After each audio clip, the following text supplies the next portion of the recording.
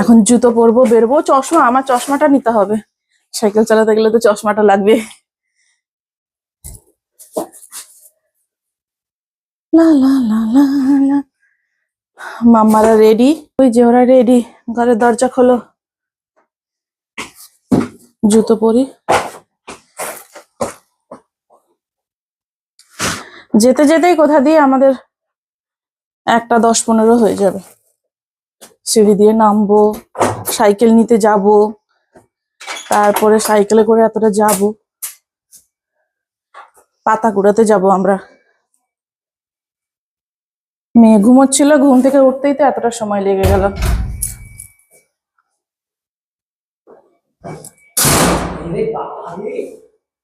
আস্তে আস্তে চলো।